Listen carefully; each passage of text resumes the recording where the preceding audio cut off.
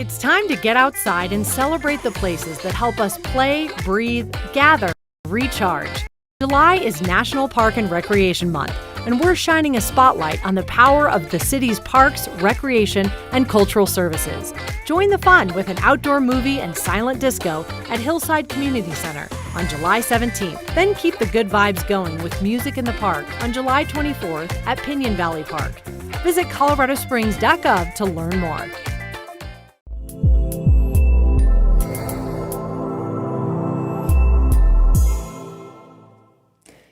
Hey there, crew. Good morning. It is June 24th here. I am Matt Meister. You are on Peaks to Plains weather, and thanks for joining me here this morning on what is still a day with some thunderstorms across the area.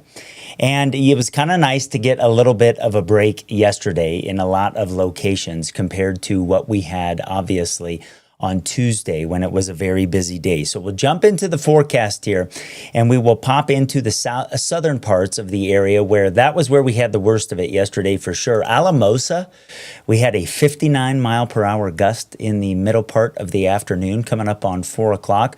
And then a couple of strong thunderstorms around Aguilar, around Trinidad. We had some 1-inch diameter hail reported in the Cokedale area, between 1 and 2 inches in diameter. Lots of shredded tree leaves, broken house windows.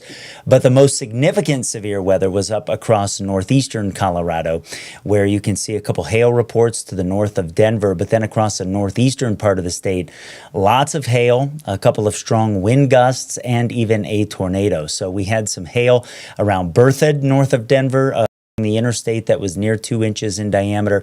A tornado outside of Fleming that was confirmed by the fire department. Thankfully, no damage reported with that, and some very large hail, over 3 inches in diameter in the early part of the evening around Daly. So, some big thunderstorms up that way, and we've still got some showers and a couple of embedded weak thunderstorms up across the northern part of the state early this morning. So Georgetown, we're getting some rain. It kind of arcs off to the northeast toward Fort Collins. There are a couple of thunderstorms still this morning across northern Elbert County and out across the far eastern plains. And we did have a few showers east of Highway 71 over the last couple of hours as well. That's kind of calmed down now, but still shows you that there's moisture in the atmosphere. There's still some lift in the atmosphere as well. So Castle Rock this morning, the roads have dried out. If you're driving up to Denver, it will be a mostly cloudy sky. 58 degrees there, still humid out there. We've got 50s and 60s for the most part across the far eastern plains. It's a 71 in Lamar this morning. And earlier this week, when we had dry air over the mountains, we were sitting in the upper 30s in Gunnison. Well, we've moistened up the atmosphere over the high country, and so Gunnison's sitting at 50 this morning, which is about as warm as Gunnison will ever be to start off a day. Alamosa is a little bit cooler at 45. Everybody else is kind of somewhere in between, and so it is, an interesting start to the day here across southern Colorado. Like I said, as we check things out this morning, we've still got quite a bit of moisture in the atmosphere. You can see that dew points are still running 55 in Colorado Springs. La Junta is the high spot here on this map at 60, but Gunnison has a dew point of 50 this morning, so there's some fog in parts of the valley. Dew points in the 50s in Colorado, still plenty of moisture for thunderstorms. 50 is kind of a magic number that we watch for. Usually we get some storms if we have a 50-degree dew point. And so with that, with some of the moisture in the mid-levels of the atmosphere, we've got a mix of some clouds and sun across Colorado Springs. The metro area this morning, you can see the humidity at South Academy and I-25 is running 87%. You still feel that as you step out the door this morning. In Pueblo, we're sitting at 63. Our humidity is also high here as we start off the day. In Trinidad, it is a little bit of a quieter start compared to what we had in the late afternoon yesterday. 66 right now. Humidity is at 54%, and so a little bit drier air compared to what we have for areas up across the Front Range. But in the Trinidad area, we had some heavy rain yesterday with some of those severe storms, a little pocket off to the northwest of town where we've had more than 2 inches in diameter. And thankfully, that storm fell apart really quickly as it was coming into town. Obviously, where there are more people, there's potential for bigger impacts. And so we're thankful that that happened as that severe thunderstorm kind of just as it came into Trinidad. And you see a little bit of rain here and there across the rest of southern Colorado. But thankfully, as I said, it was a quieter day. In the early afternoon yesterday, it still looked like we had the potential for storms, but then we got into the evening. There were a couple that developed over the Pikes Peak region and kind of kept falling apart as they moved east off of the higher terrain. And that was because the cap was holding. That's a stable layer of air in the mid layers of the atmosphere. And that helped to kind of calm things down just a little bit. All right, this morning I want to welcome our special guest here as we celebrate our good things on Peaks to Plains weather. Joining me now is Kim King. She is the Assistant Director of Parks, Recreation, and Cultural Services for the City of Colorado Springs. Kim, good morning to you. Thanks for joining us here on Peaks to Plains weather. How are you this morning? I'm good. How are you, Matt? I am doing really good. Thank you very much. Thanks for taking some time out of your busy schedule. We want to talk about what is coming up here in July. It is Parks and Recreations Month. So tell me what the City of Colorado Springs and specifically your department is kind of doing to celebrate that. Okay, we'd love to. We're really excited. Every July is Park and Recreation Month, and it really gives us the opportunity to celebrate a fantastic park system, which we have. We have over 18,000 acres of park land. We have hundreds of parks, playgrounds, over 300 miles of trails. It really is an opportunity to highlight it to the community and also highlight the staff that really keep it safe, keep it beautiful. So in doing this, we have two very special events we're excited about. The first is going to be July 17th at Hillside Community Center, and it will be an outdoor movie and a silent disco. It runs from 6 to 8. It is absolutely free to the public. We really encourage the community to come together. Along with the movie, there's also going to be food trucks, giveaways, just a great chance to come experience, if you've never been to Hillside Community Center, take a tour, experience the park. Fountain Park is right next to it, which is where the movie will be held. Yeah. We also have a great kind of beginner pump track located next to that park so the kids can come out, run off some energy, and enjoy the movie. Yeah, I've been out to that before. That park is amazing. It is beautiful there off to the east of downtown Colorado Springs. Mm-hmm. What movie is being shown that night? Do you know that? It's a secret. Oh, okay. Family friendly, though. That's what's important, yes. Right? Okay, very that family is friendly. Yeah. And we do have kind of clues if you want to follow us at CO Springs Parks. There's some clues to what the movie will be, nice. But we can't advertise it per se, but it is family friendly, and I think it'll be a really fun experience for all ages. That's awesome. Then I know there's another event a little bit later in the month that you guys have as well as you continue the celebration. Correct. That is going to be July 24th from 6:30 to 8:30 p.m. And that is going to be actually up in the northwest section of town at Pinyon Valley Park, which is at 5585 Mule Deer Drive. So kind of northwest Colorado Springs. Right. And it is our major music in the park event where we have live music, we have food trucks, giveaways, a youth kickball, games, which are really, really fun. And we will be highlighting our feature musical performance this year is the Sofa Killers, which we're Nice. really excited about. They've got a great local following. We're really excited to be able to bring them to the park. Yeah, they're fantastic. I mean, they do a big ranging genre over multiple decades. And so there's a little bit of something for everybody, really entertaining as well. They've been around a long time. Like you said, they have a big local following. That'll be a really, really fun event. Is there anything else we should know while I have you about the City Parks, Recreation, and Cultural Services Department that you'd like to pass on to our viewers here at Peaks to Plains Weather? I think this is, we always encourage people to enjoy all that we offer through our parks and our trails, the facilities, the programs. I think, just for July and Park and Rec Month, it's really a chance to, is there a new park that you haven't been to or a program you haven't experienced? Could this be the month you kind of say, hey, let me celebrate Park and Rec Month as well, and let me try something new, or go out and just enjoy that weekly hike that you do and just really appreciate all that we have here in Colorado Springs. Yeah, a lot of us, we kind of get stuck in the parks that are sort of in our neighborhood or maybe some of the bigger parks in the cities that host events. But there are a ton of beautiful parks. You guys do such a great job, not just with the park system, but with all of the events and the services that you put on as well. So Peaks to Plains Weather is proud to be a partner with you guys coming up here for Parks and Recreation Month. And Kim, I appreciate you starting your day maybe a little bit earlier than you sometimes do. Thanks for doing that with us here today. I appreciate it, and I hope you have a good day. Thanks for being with us. Thank you so much. Okay, thank you, Kim. All right, let's jump into our short-term forecast here. That was great to talk to her. A fantastic assistant director there of what is one of the wonderful services that the city of Colorado Springs provides to residents, not just in Colorado Springs, but elsewhere across the region as well. Okay, we start off early this morning again for those of you that have just been joining us here. And we do have some showers up across the northern part of the state and out across the far eastern plains. And it is part of this bigger pattern where we've got air rotating around a ridge of high pressure that's kind of down across the El Paso, Texas area. It's been there for the last couple of days. I will let you know that as we start to head into the month of July, this high becomes more of a persistent feature. And especially when we can get it off to the southeast of Colorado, so a little bit to the east of where it is right now, that starts to open the door for the monsoon flow. I don't see it for the first few days of July, but kind of just behind that, I do think it gets a little bit more active here on the monsoon as we kind of head toward the, let's say, middle 20 to 30% of the month. So that's something to watch for.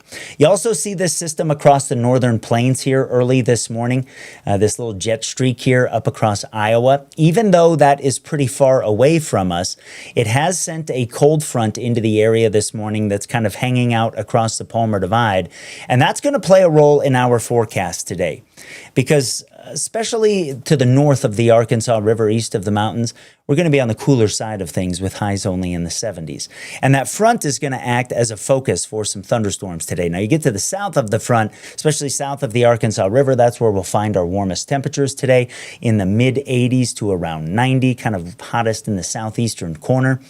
And then temperature-wise for our mountain areas, with the increase in moisture that we've got, we'll be a little bit cooler than we were at times for the good part of the last week when we've been in the mid to upper 80s.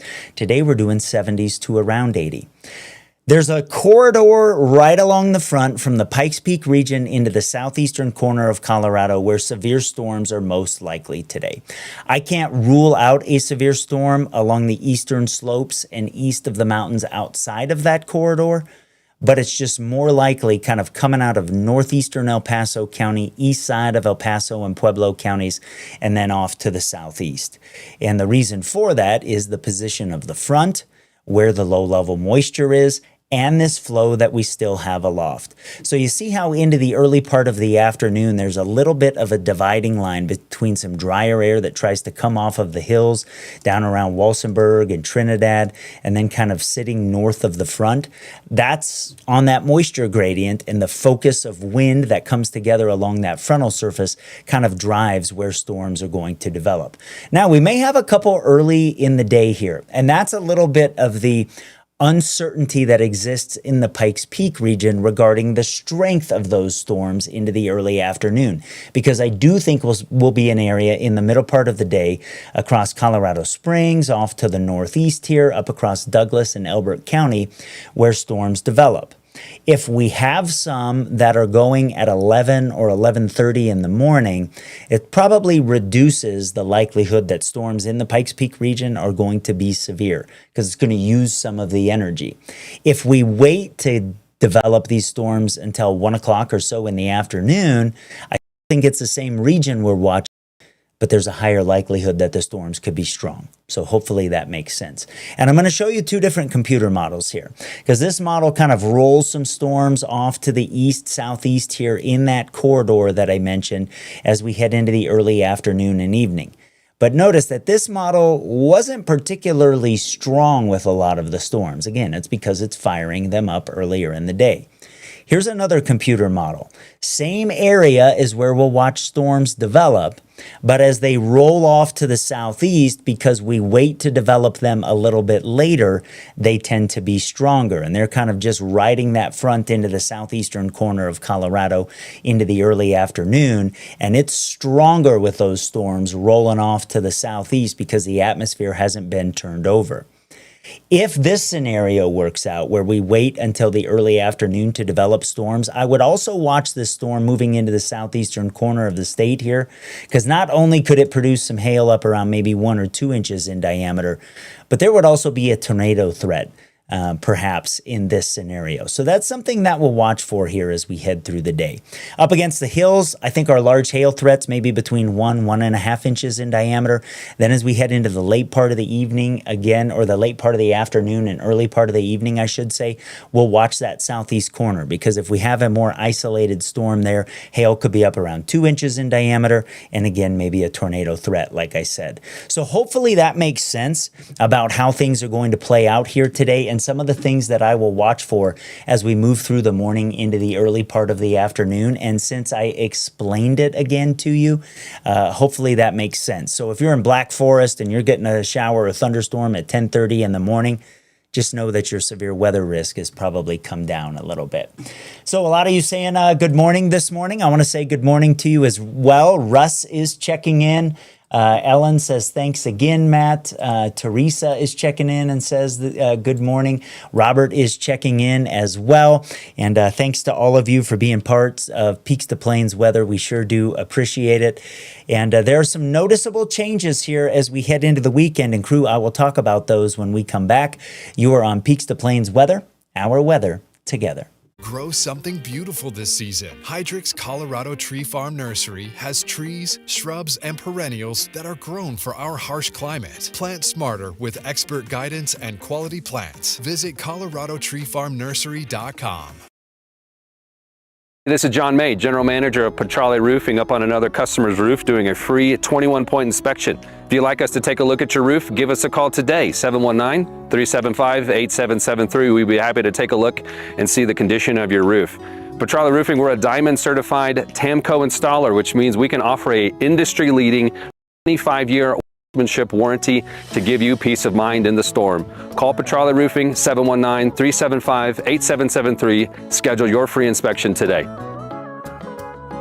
At Phil Long Ford Motor City, we've been around for 80 years. That's like 560 in dog years. To say thank you to our loyal customers, it's employee pricing for all. You pay what we pay. Our way of celebrating Colorado's 150th anniversary and America's 250th birthday. American value for American values. You pay what we pay. Right, boys? That's right. Only at the original Phil Long Ford store. For over 20 years, my family, like so many of you, has proudly been part of Broncos country. Every season, we feel the energy, passion, and commitment that defines this team.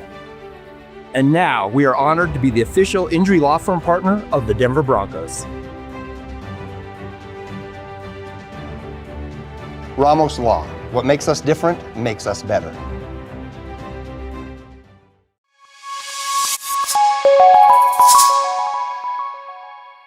All right, as we get set to change things up a little bit here, start of the weekend. I need to say thank you to the official coffee provider of Peaks to Plains Weather, American Classic Coffee. Spence, he roasts the coffee. He is so into patriotism, and he is all about Americans having a good cup of coffee. What I've heard feedback from everybody and what I think about all of his roasts is how smooth they are. They are so easy drinking. And yesterday, I gotta be honest with you, after being up until 3:30 in the morning with that Tuesday night into early Wednesday morning severe weather, man, I just was not right yesterday, and I'd been up for almost 24 hours. And so American Classic Coffee got me through the day yesterday, but it always starts my days off right. And so I'm enjoying this cup right here, and I'm just gonna do this weather segment with the cup. All right, as we look at the forecast for severe weather tomorrow, sponsored by Tamco Building Products here and their Hail Guard shingles beyond Class 4, you know, there's still a threat of some severe weather tomorrow as a possibility. It'll mainly be east of the Front Range, so we'll see some storms develop over the eastern mountains and roll off to the east. But as we start to dry out the atmosphere, the biggest threat tomorrow is going to be for some gusty wind. And the reason we're starting to dry things out as we head into tomorrow is because we have this area of low pressure, this storm system coming into the Pacific Northwest that'll move across the northern Rockies over the weekend. So we're starting to thin the moisture out, still keep a chance of some storms over the mountains and then rolling out across the plains here. But it's the last with the day of some thunderstorms, because as we head into the weekend and we pick up the strength of the wind in the mid-levels of the atmosphere, our wind comes up, we dry the atmosphere out. We'll keep all of the moisture up to the north for both Saturday and for Sunday as this system kind of just sits there and rotates, and we'll keep wind going here as we head into the early part of next week. That's going to increase our fire danger here. And then eventually we start to get low-level moisture probably off to the southeast of Colorado. So we may get a day where the dry line sneaks into the eastern part and our far eastern counties maybe deal with a storm. But I think for the most part, through a good chunk of next week, we're still on the drier side of things. Now today we get a little bit cooler day, especially north of the Arkansas River, east of the mountains. Mountains were a little bit cooler than we've been because of the increased cloud cover. But as we dry things out into the weekend, we start to warm things up in a big way, and we get triple digits back across the area. And so the combination of the heat, the wind that we're going to have, and the dry conditions means that fire danger comes up for everybody as we head into our Saturday and our Sunday. So that's kind of something to be aware of here. The extended forecast is shaping up like this. For Colorado Springs, one more day of some storms possible on Friday, and then here comes the heat. I think we'll be in the 90s over the weekend. Might get a little front to sneak in on Tuesday. That could be a day where we'll watch for the potential for some storms out across the far eastern plains. But as we move through and toward next holiday weekend, right now it is still looking to be mainly dry. For Pueblo, I think our chance of storms tomorrow is lower than some other areas. I can't rule one out, but over the weekend, the concern is certainly fire danger, regardless of where you are. Isaac just asked about Walsenburg's weather for the weekend, and it'll be windy, dry, fire danger coming up. Maybe not as hot early next week with a little front coming through, but you can see it's still pretty toasty here all the way into the 4th of July weekend. Of course, Independence Day coming up next Saturday. And maybe a gusty type storm over the mountains here as we head toward next weekend. We'll have to keep an eye on that. But we certainly start watching for the monsoon to set up here as we head into July. And while obviously I don't see it for the first few days of the month, there is a signal that as we get past 4th of July weekend, especially over the mountains, we start picking up the monsoon. Now, what I want you to know here is that the strongest signal for moisture to be above average is just to the west of Colorado. I do think we're going to see things pick up over our mountains, and I think we're likely to be above average here. My question still remains for the eastern plains as we move into the middle part of July here, what our monsoon is going to do. Like, are we going to keep most of the moisture over the mountains? Or are we going to be able to use some of that across the eastern plains as well? That's something that I will watch for here as we head into the sort of seventh month of the year. So good to see a signal, obviously, that way, and something that we'll keep watching for here. All right, let's see. Robert just checked in and he says, hey, you can call me Bob, but I only answer when you say it backwards. All right, Bob, I'll do that. That was a good one. Rufius checking in this morning says, I didn't get a drop of anything in Greeley yesterday. All the severe weather was mainly off to the east of you, so that might be a good thing. Dallas says, can we just skip to September, please? You know, Dallas, September and October has some of our best weather of the year, climatologically. So that I'm kind of with you on that, my friend. September just brings some fantastic weather. You know, one of the concerns that we will have over the mountains here as we get the active monsoon, and I know I've said this a few times, but I'm just going to keep kind of harping on it. With the drought conditions that we have, you know, getting storms is kind of a double-edged sword here. Because watch the drought monitor from March, obviously, when we were coming out of that just abysmal, you know, snow season in the mountains, to over the last couple of months, how the drought has deepened across southern Colorado. And, you know, the deepest drought is over the mountain areas there. But as we get thunderstorms that produce rain, the other challenge that we have is that they're going to be producing lightning also. And so, yes, we need the water. The lightning, given the drought conditions that we've got, could certainly start some fires. And that is a big concern that we have. The latest drought monitor that is coming out this morning continues to deepen the drought across areas just to the north of La Junta. Up across Elbert County, out across I-70, where we've had some pretty persistent thunderstorms, is where we're just listed as abnormally dry in a couple pockets. So that's kind of how things look across Colorado. So something I want to just make you aware of. I am going to end today with Banjo's barometer, my little puppers, my little Yorkie. Here's what he says about today. He says that today he's putting at an 8. Even though there are a chance of severe thunderstorms and a chance of some showers and some storms up across the Front Range, the risk of the intensity of the storms is not what it was earlier in the week. Banjo's kind of liking the cooler temperatures as well. You know, his little Yorkie body runs a little bit hot. And so if he goes out on the walks and it's 85, he doesn't like that. So he's kind of down with the cooler temps today. So we'll be keeping an eye on things. Again, I'll do some updates through the morning if we have some showers in the Pikes Peak region. I told you earlier how that kind of sets the things for today and might reduce the severe weather risk up across the Palmer Divide a little bit. But we do have a chance of some severe storms once again today, kind of watching the corridor from the east side of El Paso County and Pueblo County off to the southeast.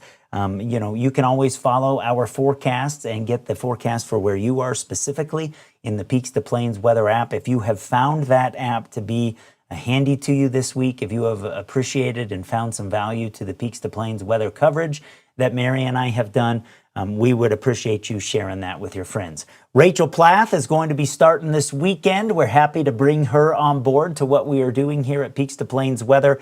It's a new way for all of us that used to do TV to evolve and serve our communities more directly, 24 hours a day when the weather is high impact, and we are so excited to do it. My friends, that is going to wrap it up for me here this morning. I have another couple of comments that have come in here. Sui is asking, will the north side of Colorado get any hail? And good morning. How's your day, Matt? I am good today.